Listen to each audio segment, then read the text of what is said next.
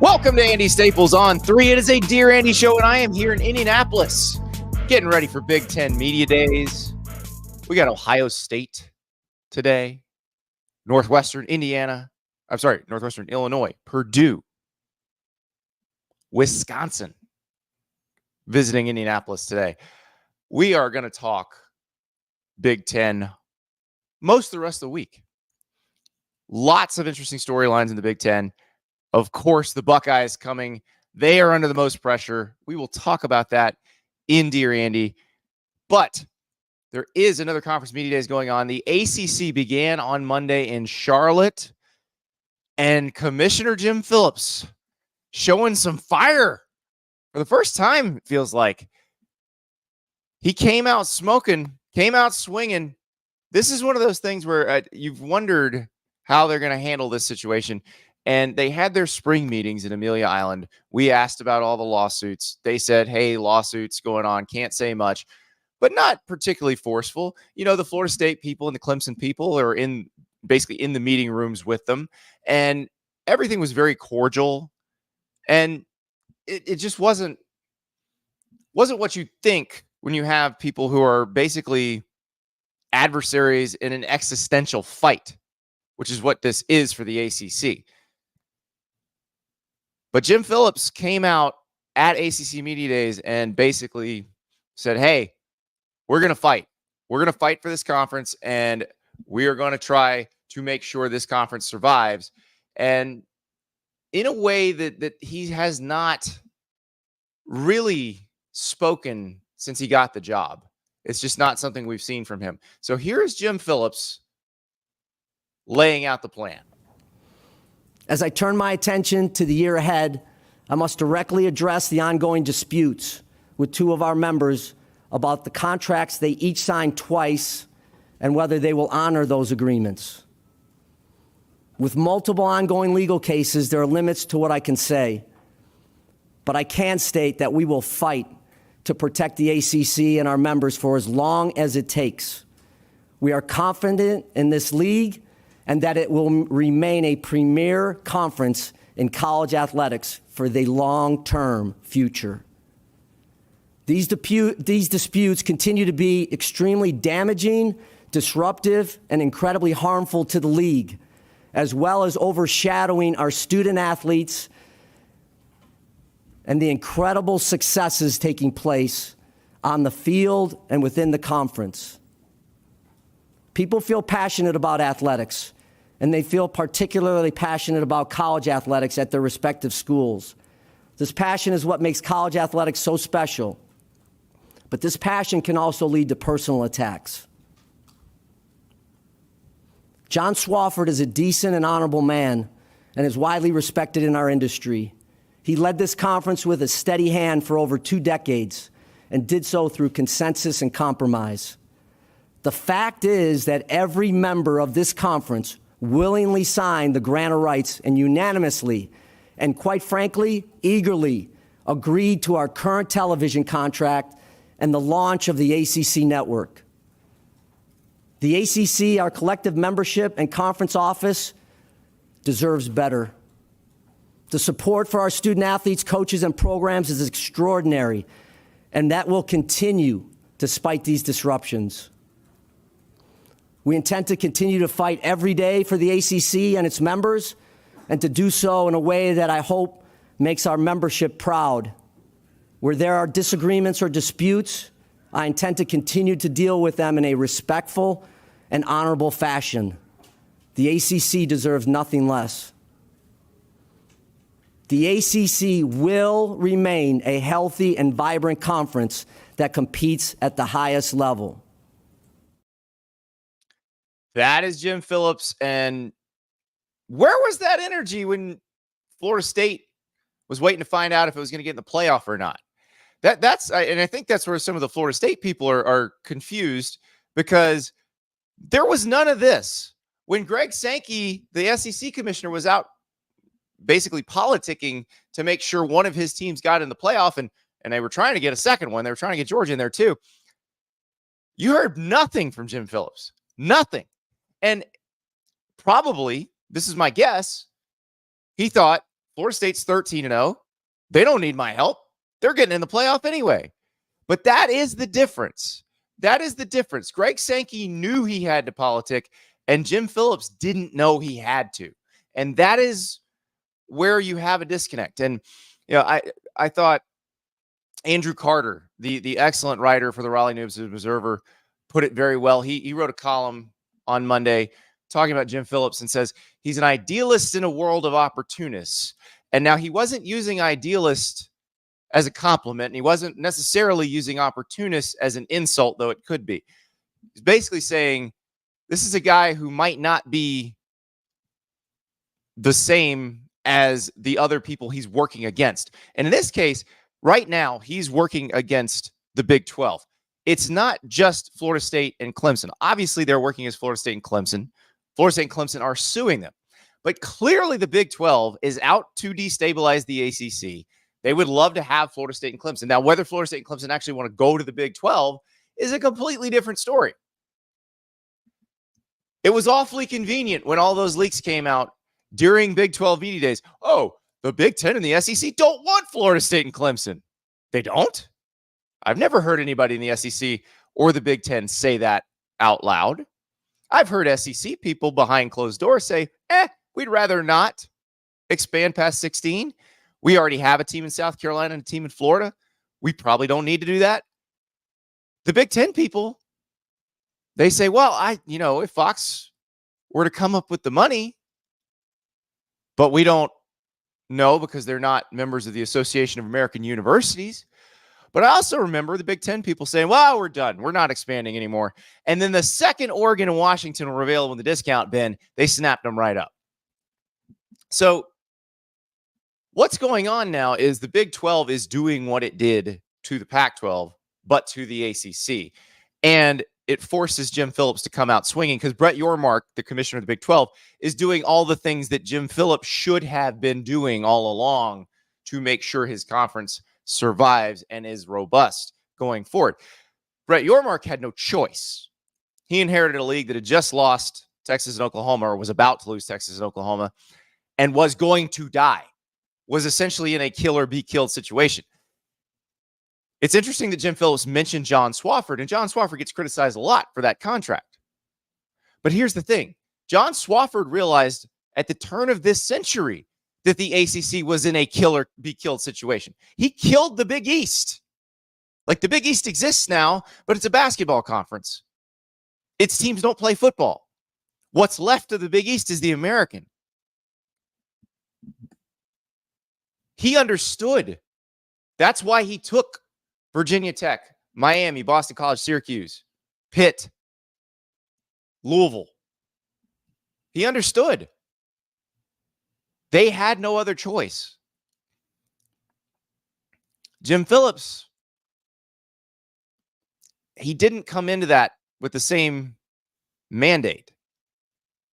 Basically, when he took over the league, it was try to get Notre Dame to join as a full member. And really, that might have been a possibility, except that Notre Dame was basically allowed to help craft the new version of the college football playoff, which they made it where Notre Dame never has to join a conference as long as Notre Dame is fairly good. So I don't think that's going to happen. Now, obviously, they took Cal, Stanford, and SMU, which is the weirdest fit ever in the Atlantic Coast Conference.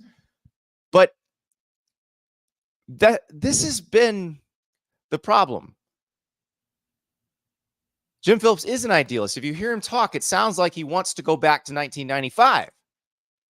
He doesn't like any of this paying player stuff. They fought it all. They didn't like any of the playoff stuff. They fought the expansion of the playoff to their own detriment. They joined the alliance and basically got okey-doked by Kevin Warren of the Big Ten. They need to realize where they are. And it was interesting. So, very interesting story. We don't always mention the competition here, but hey, they did a good job. Brandon Marcel and John Talty at 24/7 had a really interesting story on Monday about how come the ACC doesn't have a Feinbaum? How come they don't have a Paul Feinbaum? Where is the person who is the voice of the ACC? They have their own network on ESPN. How do they have no voice? No one person you go, that's the ACC's person. And it's crazy. They've had a network for 5 years now. Now, I have a theory. That person they had, like ESPN, which does the ACC network, which has the deal with the ACC. ESPN had that person, they laid him off. It's Danny Cannell. And Danny works for several different companies now. Here's the thing about Danny. I know that there's a lot of folks who don't like the character Danny plays on Twitter. Danny's a former Florida State quarterback. You can hear him on the Cover 3 podcast. You hear him or you see him on CBS Sports Network. Danny kind of goes hard anti-SEC, which is a shtick he developed when he was working for ESPN. I've worked with Danny. I've done radio with Danny. Like, he is one of the best people to work with ever. He very much understands what he's doing when he does this. Is a very Feinbaum-esque type shtick that he's got going. But he does believe it, which is also fun. Because when he changes his mind on something, he actually thinks about things, considers what you're telling him, and maybe changes his mind, because he changed his mind in the expanded playoff. But Danny was the perfect person for that job. They laid Danny off a couple years before they started the ACC network. And Danny could have sat around for 3 years getting paid, but he didn't want to. He wanted to go to work. And so he got jobs at like 4 different companies and went to work. That's the guy. That's who it should be. And I know some of the folks who follow the ACC closely go, no, that's not it. He just supports the football schools. And Andrew Carter, who I mentioned earlier from the Raleigh News and Observer, probably understands this better than anybody. Grew up in the region, has covered it for a long time, covered Florida State as beat writers, covered North Carolina as a beat writer. He's like, there's no one person, because you can't get these schools. There's no identity, no real identity for the ACC like the SEC. But see, that's where the leadership should come in. And I'll put this on Swofford because that's who was in charge when they started the network. That's where the leadership comes in and says, guys, get over this. Figure it out. That's what Mike Slive did when they started the SEC network. And they were going to decide to put Paul Feinbaum on television because, Paul had the radio show. It was based out of Birmingham. It was syndicated across Alabama and a couple other pockets in the South. But it wasn't a nationwide show. When the SEC network launched, they decided to make Feinbaum the anchor tenant, essentially, of the network. He was going to fill 4 live hours a day, which, if you never tried to fill live television, that's very hard.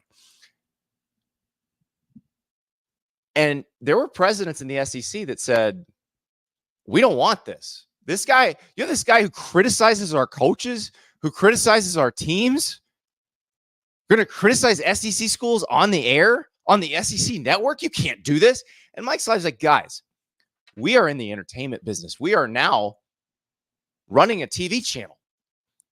Our job is to entertain. He's entertaining. All those wacky callers who call in screaming about Auburn and Alabama, they're entertaining.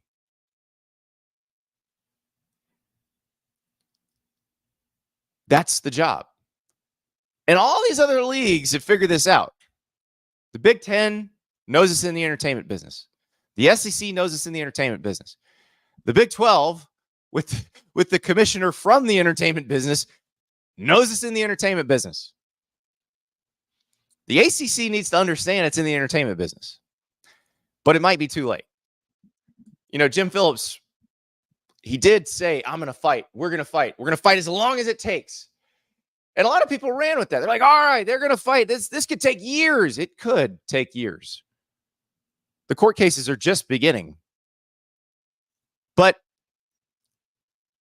this is the problem. And I keep coming back to this. And if you watch this show often, you understand where I'm coming from on this. What is the worst thing that can happen to Florida State and Clemson if they lose in court? They have to stay in the ACC till 2036. That is the absolute worst case scenario. The worst possible thing that can happen for them. And while they will tell you that is the worst thing ever, it's really not. Like, you don't have to shut down your athletic department. You'll still be fine. You'll still play football. You'll play basketball. It'll be all right. What's the worst thing that can happen to the ACC if it loses in court? It falls apart. Everybody leaves for free. That is a much worse outcome. That is why I keep saying, while the ACC is saying it will never settle, the ACC will settle eventually. It has to, because its worst outcome is so much worse than Florida State and Clemson's worst outcome. But Jim Phillips needs to say this now, that we're going to fight. We're going to do whatever we can, because he's got outside forces working on him, chipping away. That's what the Big 12 is doing right now. It's what's going on. I was laughing hysterically as the Big 12 media days were going on and the leaks started coming out. They're so obvious with this stuff. It's hilarious. Just hilarious. And the fact that a story would come out saying the Big Ten and the SEC don't want Florida State and Clemson, conveniently timed to coincide with Big 12 media days. Come on, guys. We can see what's going on here. But for Jim Phillips, there's nothing else he can say. He has to say this right now. As I mentioned yesterday, he's entered that zone where he just has to keep saying this over and over. There's really nothing he can do. Now, one thing he did say on Monday that was also very interesting is he said that he believes the ESPN relationship will continue and be fruitful, and they are having conversations with ESPN within the ACC to have, a long relationship to increase revenue streams. That's good, because remember, Florida State dropped that little nugget in its lawsuit that said there is a date coming up in February where ESPN has to opt into the back half of this TV deal. And if ESPN didn't opt into the back half of that TV deal, everything else would fall apart too, because that grant of rights goes away if the TV deal goes away. Rocky Top Tom, all this conference media money crap is the exact equivalent of saying all we care about is money. That is all they care about, Rocky Top Tom. I believe they've made that abundantly clear over the years. Fortunately, there will be football coming. There is football coming. But the ACC, we'll see. Interestingly enough, there were questions posed to Jim Phillips about time slots. Because remember, the SEC now is completely owned. Their TV rights completely owned by ESPN, just like the ACC's. And are the SEC games going to start taking away from primetime slots that the ACC would have gotten? We'll see. Jim Phillips didn't have a good answer for that. So, but it's interesting because, again, both of them ostensibly have the same deal with ESPN. Now, the SEC's pays a lot more, but there is no voice for the ACC. And what you saw with the playoff is they essentially do get treated like a second-class citizen. I don't know that the leadership of the conference can do anything about that. They are locked in until 2036. They can't complain about it because they need that contract to keep Florida State and Clemson. But it's a bad situation. It's a tough situation if you're Jim Phillips. I'm not sure what else you can do. But he's gonna fight. He's gonna make loud noises, which is good because he hasn't made any loud noises yet. He should have been making loud noises last year going into championship weekend to make sure, hey, by the way, if Florida State goes 13-0, they need to be in the playoff. Like, you needed to hear the ACC commissioners saying that. They didn't say a word. They said nothing because they didn't understand how things worked. Maybe now they're starting to understand how things work. It might be too late, but at least maybe they understand. All right, other big news on Monday. We are getting a Connor Stalions documentary, and it's soon, August 27th. Now, it's coming out on Netflix. It's the UNTOLD series, which, we've seen the UNTOLD series with Johnny Manziel and with the Urban Meyer-era Florida teams. Like the Urban Meyer Florida one, like they should have just called it Told, because there was nothing new in that. The Johnny Manziel stuff had some new stuff. It was some interesting stuff from Johnny about his life since football, about some of the stuff that went on while he was playing football. So we don't know, like, this could be kind of hit or miss. This could be great. This could be big ball of nothing, but it is Connor Stalions talking. Connor Stalions is part of this thing. He's taking part in it. I'm fascinated to hear from Connor Stalions. Like, we've not heard from him. We've heard about him, but we haven't heard from him. I don't even care about the case at this point. I don't care about the NCAA case. I don't think anything's going to happen with the NCAA case. I guarantee you Connor Stalions isn't going to say anything on this documentary that's going to hurt Michigan in the NCAA case because, one, if nothing else, he seems very loyal to Michigan and the Harbaugh and Jim Harbaugh and that coaching staff. Two, I don't think they have anything. I really don't. But I am really interested to hear what he has to say because let's be real here. The stuff that came out makes him sound like you can choose your adjective. Weird guy, interesting guy, all the above. Like, here are some of the things I want to hear about from Connor Stalions. Like, I want him to read from the manifesto. Like, remember Richard Johnson's great story on him where he talked to somebody who was friends with Connor Stalions who said there's like a 600-page manifesto about being within Michigan football or about how to run Michigan football from Connor Stalions. Like, I really need to know what's in some. Like, I don't need to hear the whole thing, but I need some choice paragraphs. I need dramatic readings of the manifesto. Can we get some definitive answers on the Central Michigan thing? We all know it was you. Are you going to admit it? Or are you going to be... I almost think he should be coy about it and just be like, I don't know what you're talking about. That's a handsome devil on that Central Michigan sideline, but I don't know who that is. But I don't know. Maybe at the very end, be like, it was me. Come on. Got to have some fun with this. Nobody... See, the beauty of potentially violating NCAA rules that existed because schools were too cheap to send out scouts to get to games is that there's no jail time on the other end. Nothing's going to happen. So as long as you can't pin it to the other coaches at Michigan or to the people who were in charge of Connor Stalions, it doesn't even matter. We got to know about the vacuum cleaner thing. Also in that great Richard Johnson story, or no, actually, no, I'm sorry. I believe this was Rachel Bachman's story in the Wall Street Journal. Vacuum cleaner repair, but not a very good vacuum cleaner repair business. And had the vacuum cleaner repair business kind of out on the porch, lots of vacuum cleaners on the porch at the house. Like, I need to know what was going on here. Did you make money from the vacuum cleaner repair business? Was it for something else? Is that something you do on the side? I have so many questions about the vacuum cleaner repair business. Also, the great JD Piquel, host of the Hard Count, which you can see here on the On3 Sports YouTube channel. You see it today, 11 a.m. Eastern. So JD sends me a screenshot of a text exchange we had while all this stuff was blowing up last football season. And it said, essentially, it was basically JD asking me, what is the title of the Connor Stalions documentary going to be? And so I had a few suggestions. I said, Michigan Man, in parentheses, Ifesto. I Saw the Sign, the Connor Stalions story. JD suggested Those Who Spy Will Be Champions. That's probably my favorite. They didn't go with any of that. JD and I will not get producer credit on this thing.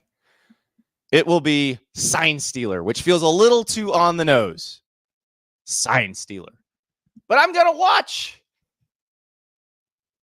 I don't know how I'm going to feel about it once I watch. I go in with high hopes, but again, this Untold series, you got to understand what the audience that these guys are aiming at.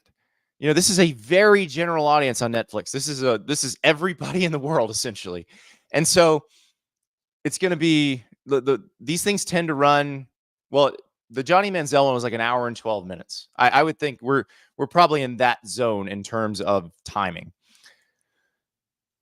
They have to explain that college football is a thing that exists. Like, most of the audience they're aiming at does not realize Michigan won the national title last year, or that there was a scandal during the season, or that Jim Harbaugh got suspended. Yes, there will be us watching who know all this stuff, but they've got to explain everything. They've got to explain the rule that Connor Stalions broke. That's going to take a few minutes. Because people who don't watch college football are going to be like, why is that even a rule? The games are on TV. Who cares? I'm fascinated. Again, give me some vacuum cleaners. Give me the dramatic reading from the manifesto. Give me some clarity on Central Michigan. I need all of that. And I'll go away happy. Now, I also quibble with the date, but that's more selfishness. They're going to put it out August 27th. So that is the beginning of week 1, essentially. Guys, for those of us who do shows, we've already got stuff to talk about that week. Put it out 2 weeks earlier. Throw us a bone here. Now, hopefully we get the preview copy. Hopefully we get the preview copy. We can tell you what's coming. I heard JD has a hookup, so we'll see. But I'm very hopeful. All right. It's time for Dear Andy. You've waited long enough. Your own questions driving the show.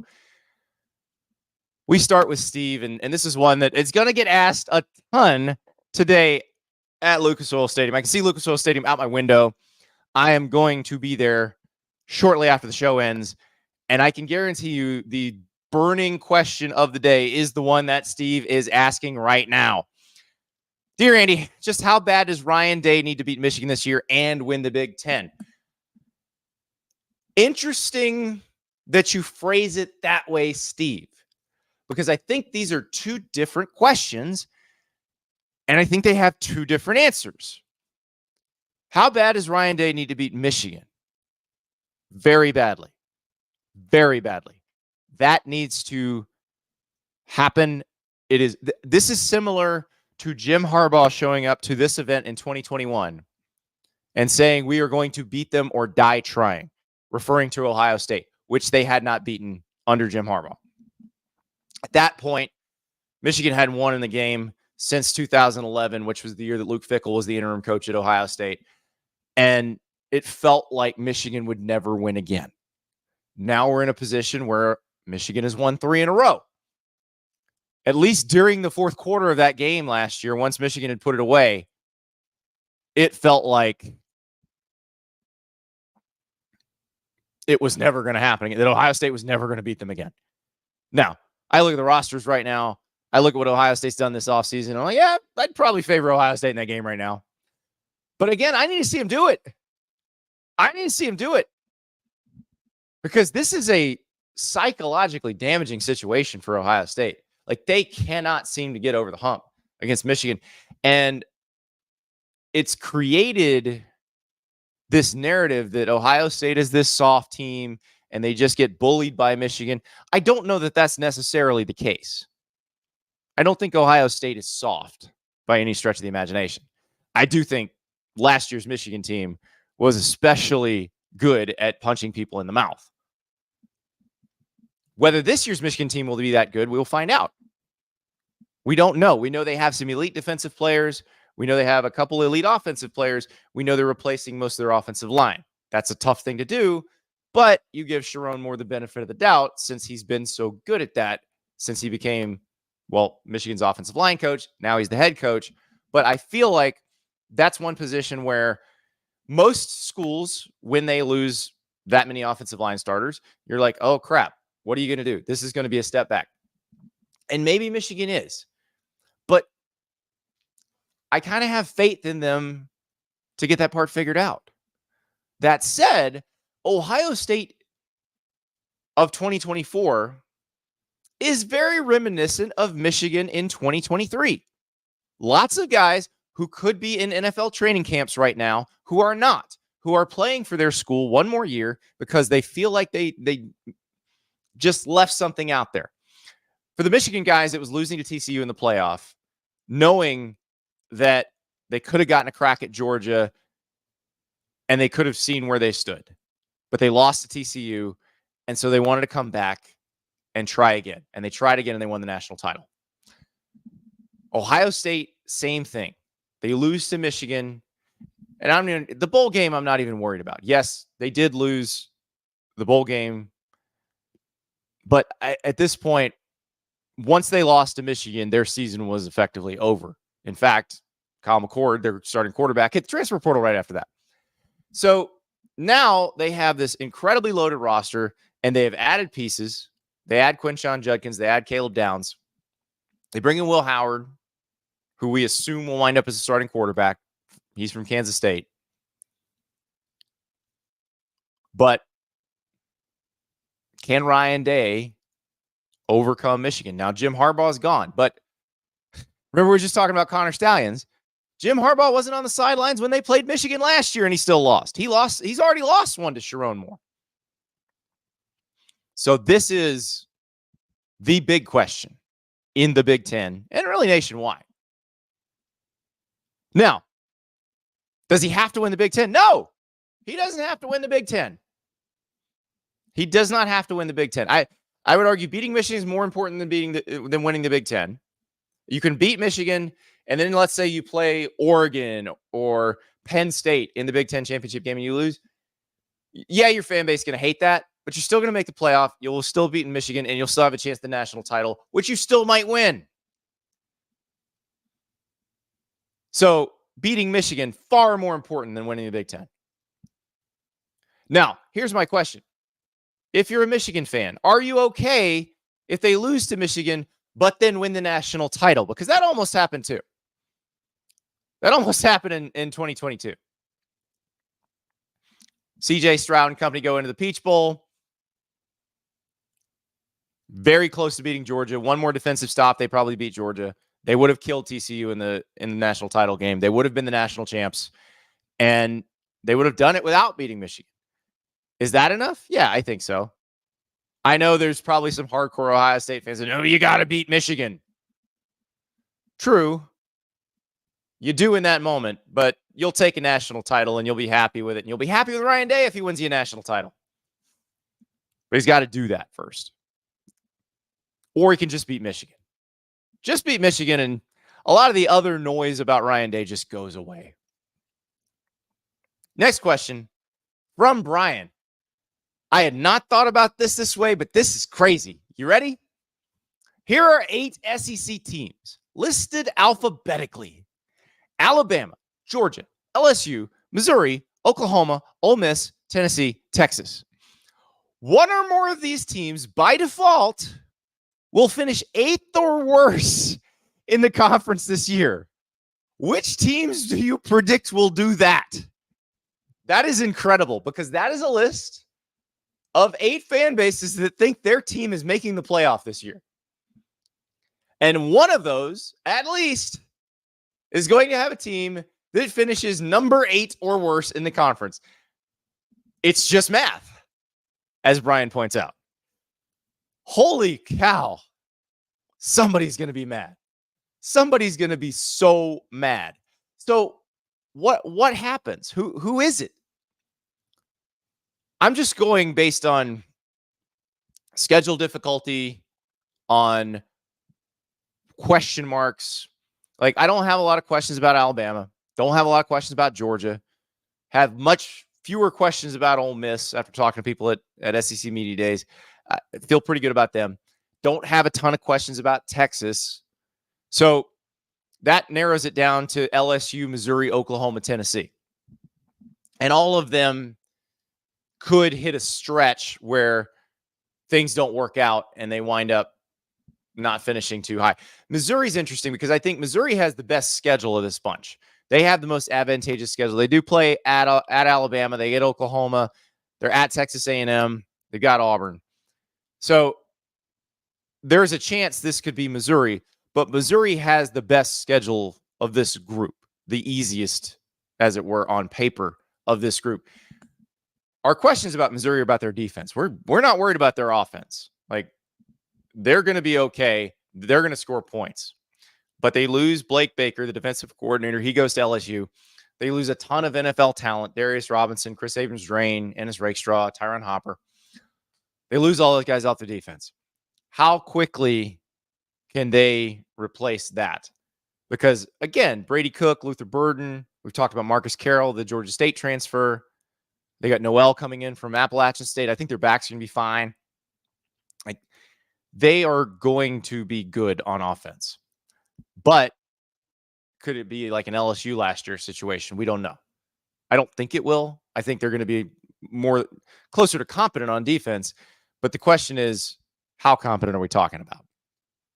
So I think Missouri is I'd probably say Missouri is the least likely of that group of four, just because the way the schedule works and because we know the offense is going to be good. LSU, schedule's hard. Offense is going to be good. Defense is a question mark. Baker, we just talked about, left Missouri for LSU. They did not really improve the personnel very much on defense. It's really going to be up to Blake Baker and his staff to put the pieces in different places to get a different result. They need to be competent defensively, or this is them. If they can be competent defensively, then they're gonna compete for a playoff spot. But that's a big if, because again, they have not changed that much personnel-wise on defense. A lot of it had to do with how they went about making their staff changes. By the time they did, most of the winter portal stuff was dried up. Spring portal, prices are high. The value is not that great. So they just didn't really do much. Tennessee, we think the defense is going to be pretty good. Josh Heupel, he was on the show last week, seemed very confident. They are one that at certain positions, a couple injuries could change everything. Of these teams we're talking about, Tennessee and Missouri, they're the ones that their depth, I don't know if they have the same depth as the other ones on this list. And so there's a few spots where if somebody were to get hurt, everything changes. So Tennessee's one, but if Tennessee stays relatively healthy, I think they avoid that 8 spot. I think they're now 7 is where they were picked to finish in the league. I think they're going to finish higher than that, as long as they stay relatively healthy. Again, if they have some key injuries, then we're having a different conversation. Oklahoma, worst schedule of this bunch, toughest schedule of this bunch, replacing the entire offensive line, but they have Bill Bedenbaugh, one of their most respected offensive line coaches in the country. He's another one. I was talking about Michigan earlier with Sharon Moore. You give him the benefit of the doubt. You give Bill Bedenbaugh the benefit of the doubt. You give Oklahoma, the program, the benefit of the doubt, because they're rarely ever bad. But that schedule is awful. Tennessee at Auburn, Texas, South Carolina at Ole Miss, at Missouri, Alabama, LSU, at LSU. It's so tough. And that's one of those, you can be in all those games. They may not all go your way. So Oklahoma is another possibility here, or Oklahoma makes a playoff. All of these teams could make the playoff if things bounce their way. All of these teams could finish 8th if a few things don't go their way. But that is a great point from Brian. A great point. This one from Zachary. Dear Andy, due to NIL deals being private and no one but the collective and some but the players knowing how much money they have, was there ever any proof of the quote-unquote Saban discount? Saban's best class was in 2023 with 7 5-stars, the most ever, after going after Jimbo to raise money, and he retired due to players demanding more money after the Rose Bowl loss. Currently in On3's 2025 rankings, Alabama is number 1, number 2 in 24/7 in rivals, with the most 5-stars according to On3. I can't imagine all those 4 and 5 stars taking less money to come to Alabama to maybe go first, second round in 3 years with all the risk that comes with it on potentially any play being their last, even with insurance. I do think Oregon and Texas have more due to Uncle Phil, Nike, and the oil barons, but I cannot think of any schools that have bigger NIL budgets or even matching ones except UGA. Alabama's finished top 2 every year of NIL, and Texas and Oregon never finished higher. Okay. This is a good point. Was there ever really a Saban discount, or did Alabama just have to pony up after the Texas A&M thing in 2022? Now, Zachary is sort of limiting the worldview to the SEC when you talk about, I don't know that these budgets are any bigger anywhere else. Ohio State clearly beefed up the NIL budget this year. So it's not just Alabama, Georgia, Texas, and obviously he did mention Oregon. But your Oregons, your Tennessees, your Texases have not been winning national titles. They've not been creating first rounders at the rate of your Alabama, Georgia, Ohio State group. The ones that are creating first rounders do not have to pay as much. You have to overpay if you've not been creating first rounders. That said, the ones creating first rounders are not, it's not like they're offering nothing. We had that survey when we had the top, however many recruits at the Elite Series. Money isn't always the primary determining factor, but it is definitely a determining factor in every one of these. But if it's not your primary determining factor, you are willing to leave some on the table to go to places where they have a proven track record of being able to develop you into a very high NFL draft pick, because there is actually significantly more money in that. So that's where, and again, I know I keep bringing up the same schools, but that's who it is. Alabama, Georgia, Ohio State have a significant advantage over Tennessee, Oregon. You're seeing Nebraska get into some of these recruiting races now. They have to overpay. They have to get those guys. But if they get some of those guys and they start showing proof of concept, then they don't have to. But look, the one thing about the NIL market that we're figuring out is it is finding its level fairly quickly. So these offers are fairly competitive. And so a lot of times, because remember, I said, okay, what does it mean to have that assistant coach who's just known as a great recruiter anymore? Is that person even valuable anymore? And the fact of the matter is, yeah, that person's still valuable, because that could be your differentiating factor. Because as the market levels out, as it finds its level, all these offers are going to be fairly competitive. They're going to be fairly similar. It's like any other job. Like, more than likely, you go to the 3 leading companies and you are applying for the same job, they're going to offer you very similar amounts of money, not because they're colluding, but because that's just how markets tend to work over time. So what you're going to see, I think, especially once the schools get into actually paying out of their athletic department budget, these things are going to get pretty competitive with one another. And you will see the occasional outlier where a coach is just in love with, this quarterback or this offensive tackle, and they say, okay, we will give you a lot more to come here. And that person might take it. But for the most part, you're going to see fairly competitive offers, because that's just how these markets work. But it'll be fascinating to watch. It's been crazy to watch it. It happens so fast. Like the market leveling itself this quickly has been, I know the economists said this was going to happen, but man, watching it in real time has been crazy. Next question comes from Klingle7. This is another really good one. And I'll be honest, I hadn't thought about this, and we should have been talking about this months ago. While many have made the correct argument that being number 5 is an amazing spot to be in for the playoff, by the same token, couldn't you argue that it would be better to be number 2 than number 1? Most years you could argue the number 5 seed will be a better team than the number 3 seed. That is a great point. We are assuming that the number 5 seed is going to be the second best team from either the SEC or the Big Ten, might possibly be the second best team in the country. The 2 seed gets to play the winner of 7-10. So they get the 1 seed's going to get a lower seeded team in its quarterfinal game. But the 1 seed might have to play the 5 seed in the semifinals. So the 1 seed might actually wind up having to play the second best team in the country in the semifinals. The number 2 seed is going to get the 3 or the 6, probably, unless the 11 somehow makes it through.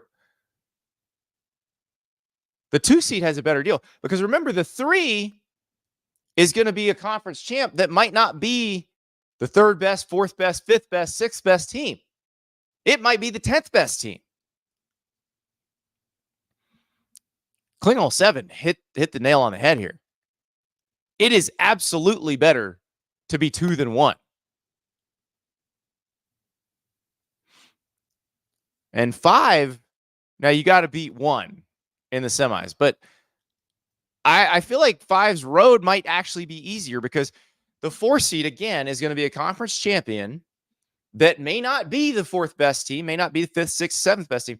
It's possible that the 4 seed is worse than the 8 and 9 seeds that the 1 has to play in the quarters. So the 1 may have the easiest path to get to the semis. But I feel like the 5 and the 2 have the easier path once you get there.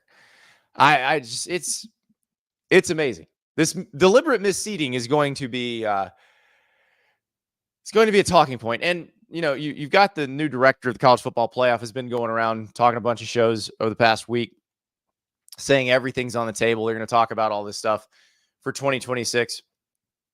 I do wonder, now that we see this happening in practice, once we see this actually being played out, do people just go, this is dumb?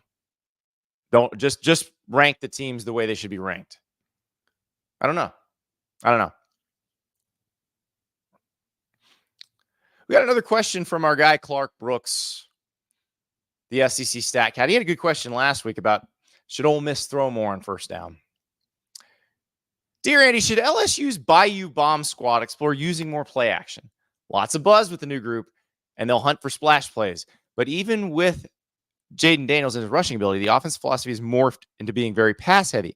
Not much play action relative to other SEC offenses, but both Jaden Daniels and Garrett Nussmeier, who is replacing him, have great career play action numbers as Tigers in limited usage. And past evidence says you don't need runs to help play action succeed. I think LSU keeps fading the run as is. Don't rock the boat or try to give a new starter more defined reads and try to grease his bottom line with a helpful tactic. Good question, Clark. And here's where I come in on this. I realize this is not one of the advanced stats that Clark uses, but this is a dumb person stat that should make this very clear. Jaden Daniels led LSU in rushing with 1,134 yards last season. A lot of those were on scrambles. That accounted for 42% of LSU's rushing offense last year. They have to replace 42% of their rushing offense, and I don't think Garrett Nussmeier is going to run for 1,100 yards. He's a good athlete, but I don't think he's going to run for 1,100 yards. You're going to have to get more out of your running backs anyway. So since you're going to need to use them more in the run game, why not add on play action to use plays that you're going to have to add and run more often as a setup for explosive pass plays? Because yes, as Clark pointed out, Garrett Nussmeier has been good in play action situations in his limited time at LSU. They're going to have to do this because one of the reasons that LSU went so pass heavy is, especially with Jaden Daniels, if the play broke down, Jaden Daniels was going to get you yards with his legs. Like, go back to the Missouri game last year. How many times did Jaden Daniels save their bacon by squirting out of the pocket and gaining a ton of yards? I don't think you have that with Nussmeier. Yes, he'll occasionally be able to, like, if things break down, he'll be able to get out of there and get you a couple yards. But I don't think it's going to be a weapon in your offense. So the run game is going to have to be good. Now, here's the thing. Most teams, you're like, do they have the offensive line to get a push up front to gain those yards? Yes, LSU does have that offensive line. LSU absolutely has that offensive line. So I do think more play action from LSU might be advantageous. I do think it would be easier for Garrett Nussmeier, especially if you have that offensive line resetting the line of scrimmage. You're gaining 4.5, 5 yards a carry. You're going to drive defenses insane if you do that. I think LSU has a lot of good options on offense. I think there's a lot of things LSU can do to be very productive on that side of the ball. Again, like I keep saying, I'm more worried about their defense. Much, much more worried about their defense than I am their offense. This question is from Jake. I've been born and raised a Tennessee fan my entire life. I am an alumnus of Liberty University. What is the one thing those two schools have in common? Kaidon Salter. Salter was a UT commit and was on campus before disciplinary issues led him to transfer to Liberty. Salter is now a top QB in the nation and a dark horse Heisman candidate. My question is, how much of a difference would Kaidon Salter have made being the starting QB at Tennessee this past season instead of Joe Milton? Salter threw for 2,876 yards, 32 touchdowns, only 6 interceptions. He also rushed for 1,089 with 12 rushing TDs. Milton passed for 2,813 yards with 20 TDs and 5 picks. He also rushed for 299 with 7 rushing TDs. With Salter at the helm instead of Milton, do you think Tennessee would have had a better 2023 as far as wins and playoff potential go? Yes, I do. Now, Salter got dismissed, though. Now, here's the thing, and this is the other part. Let's not dismiss the Jamie Chadwell of it all here. Like, I'm very interested to watch Grayson McCall at NC State this year because Grayson McCall playing for Tim Beck at Coastal Carolina did not look like Grayson McCall playing for Jamie Chadwell at Coastal Carolina. So Jamie Chadwell, Liberty's coach, very good at making quarterbacks look great. That said, I think Kaidon Salter is a very good quarterback. He did get dismissed at Tennessee. So I don't know that that situation would have changed much. I don't think they would have kept him thinking, oh, we could save our season with this guy. I think that the probably more accurate question surrounding Tennessee, and maybe I should have asked this of Josh Heupel last week, though I doubt he would have answered it because at this point, what's he going to do about it? Should you gone to Nico midway through last season? Was he ready? Because everything I've heard out of Tennessee is that Nico Iamaleava allows them to run their entire offense. And Joe Milton didn't. And while nobody's going to have the arm strength of Joe Milton, they don't need that. They need accuracy over the middle. They need the ability to run the read option. They need the ability to run RPOs. They need the ability to improvise when things go wrong. Those are things Hendon Hooker did very well. Those are things it seems like Nico is capable of doing. Those are things Kaidon Salter can do. But yeah, I do think it's an interesting question. And you will see when we get a little bigger sample size with Nico. But if Nico comes in and their offense is just so much easier because you can run the whole thing, I think it's a legitimate question. Like, what point would that have been a good idea last season? But again, there's nothing you do about it now. That's water under the bridge. And the other question I think you have, if you're Josh Heupel, is how early would you throw him in? Because if you do throw him in early with the quarterback that's young in the SEC, you got to be careful because a lot of grown-ass men hitting him very hard, you don't want to break his confidence. You want that guy to become the starter when he feels like he's ready, when you feel like he's ready. I think they feel like Nico's ready. But that is a great question. And it's one that has been asked on a lot of bar stools around the state of Tennessee over the last 9 months. I can guarantee you that. I can promise you it's been asked on a bunch of bar stools in Tennessee. We have a question from another Jake. Who do you wish or who would benefit the most from a branding perspective from having a more prominent Matthew McConaughey effect on their university, like he does at Texas, rallying the boys on the sidelines? Is it George Clooney showing up at Kentucky events dressed as Danny Ocean?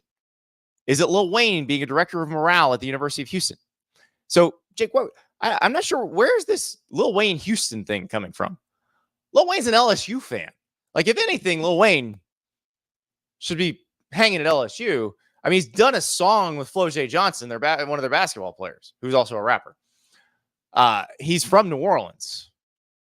So, I don't get the Lil Wayne Houston thing. I think maybe Slim Thug or Paul Wall for Houston. I think that would work better. You know, we'll have Willie Fritz getting chopped and screwed is something we need to really kind of figure out. The George Clooney Kentucky thing. Obviously, Clooney, the whole family's from Kentucky. That would be hilarious. If he was in character as Danny Ocean, like, is Matthew McConaughey in character as Wooderson when he's on the Texas sidelines? I would argue he kind of is. Like, he is probably saying, all right, pretty frequently. We talked to Tavondre Sweat last year. Remember, Tavondre got the Matthew McConaughey treatment fairly frequently at Texas. And he's just like, oh, dang. Oh, goat dog. Here we go. Let Pastor Troy perform already. That's right. No more play in GA. Absolutely. Pastor Troy for Georgia is an excellent one. Christopher Jordan. Tim Cook at Auburn. Yes. You just have Tim Cook handing out iPads to people in the crowd. Tim Cook's the CEO of Apple, by the way. He went to Auburn. Wore to him iPad. Oh, my goodness. There's so many possibilities. The George Clooney as Danny Ocean, I do love, like, in character. And does that mean Brad Pitt will come down occasionally as Rusty and just always be eating something on the sideline? We can make that happen, too. One that has to happen, and this is a guy who actually started his college time at Texas, but then transferred back home to his home state of Missouri. John Hamm, proud graduate of the University of Missouri. We need John Hamm on the Missouri sideline as Don Draper. Like, put him in the suit, get the Brill cream in there, and just say, as guys come off the field, they've scored a touchdown, that's what the NIL money's for. It'd be perfect. Absolutely perfect. Larry David at Maryland. Like, Larry David playing the version of Larry David he played on Curb Your Enthusiasm at Maryland. Well, I mean, he can hire somebody to use the carpool lane to get him to the game. But I think we need to make that happen too. Zach in the chat, Ashley Judd is the new UK rep. We know Ashley Judd is the UK rep, but she's a basketball person. And since Double Jeopardy, when's the last good Ashley Judd movie? Like, I was in college when Double Jeopardy came out. So yeah, let's get Clooney. Let's dream bigger. But yeah, John Hamm at Missouri as Don Draper. I think he'd do it too. He's a massive football fan. He would definitely do it. Great questions, everybody. Great questions. Now it's time for me to go ask questions. It is Big Ten Media Days. I'm in Indianapolis. I'm headed over to Lucas Oil Stadium. Allow me to join the chorus. How many people are going to ask Ryan Day about Michigan today? How many people are going to ask Ryan Day, do you have to beat Michigan? Is your job on the line? I don't think anybody would just go straight up, is your job on the line? Because it just seems silly at this point. But it is going to be the dominant topic at Big Ten Media Days. Dominant topic. ACC Media Days also going on in Charlotte. Talking season in full effect. And we will talk to you tomorrow.